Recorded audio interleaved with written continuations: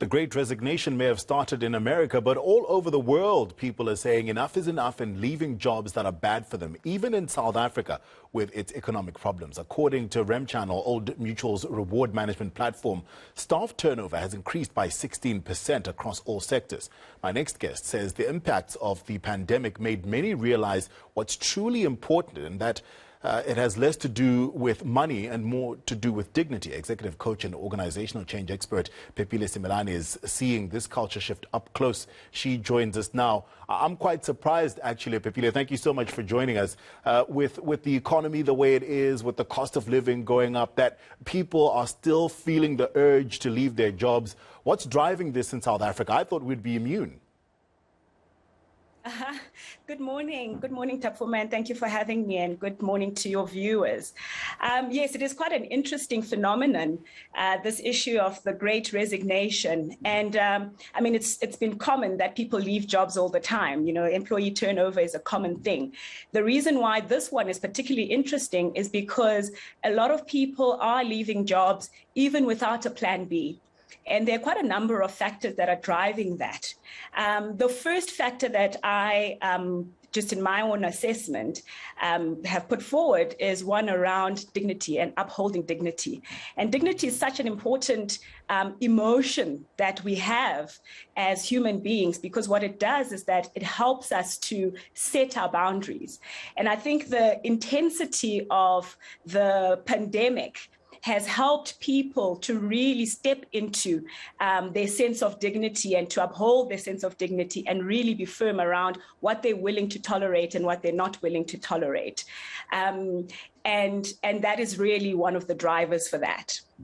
Has work from home become an issue here? I remember speaking to an HR practitioner at the beginning of the pandemic, and they said their workforce was more engaged than ever. Was that an exception? Has that changed? And is that one of the drivers of people deciding enough is enough? Yeah, I think there are mixed and quite interlinked factors around this. So working from home for some people has been fantastic.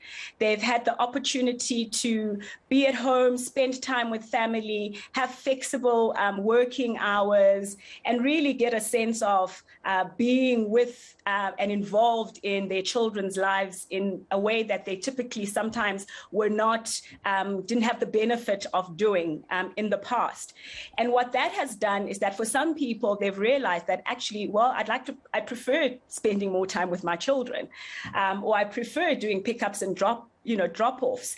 And if I compare it, for example, to a toxic work environment, so one might be coming, from a toxic work environment, actually, I don't need to take that anymore. I don't need to put myself through that stress and strain when actually I could be homeschooling my kids, or I could have other alternatives that I would want to pursue. And the interesting thing is that even with reduced income, so a lot of people during the pandemic saw reduced income, earning less, having, organizations reduce the amount of money people took home. So people started to realize that actually I can live with less. We can exist happily or more productively with less and do more with less. And people are taking those options. I've heard you speak before about the concept of psychological contracts between employers and employees.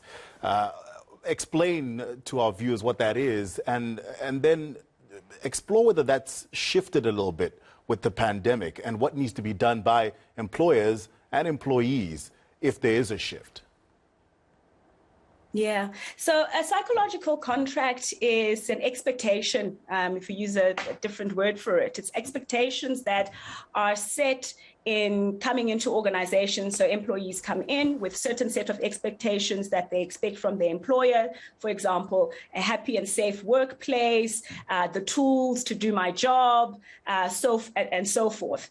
And the employer has certain expectations that they have of the employee. So that is a contract that is typically not written down, but really just talks to some of those emotional and psychological expectations people have. So I expect that I will be treated with dignity, I will be treated with respect and honor in my work environment. And typically what happens is that contract is broken. Those expectations are broken. And at the moment, what we are finding is that, well, previously people were able to put up with it because they didn't feel like they had other options. What we're finding now is that people are not putting up with it. And for employers, I think what's stopped happening in organizations or is not happening well enough is conversations. So people, so the organizations are not having conversations with their employees around, like any other contract, it gets renegotiated. It gets, sort of exposed so that, we are clear of what are our expectations and what are your expectations, and are those reasonable to have?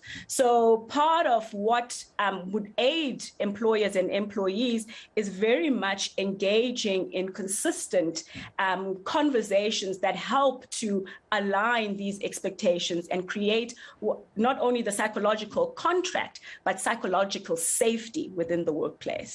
Phephile, thank you so much for your time. We appreciate it. That was organizational change expert Phephile Simelane.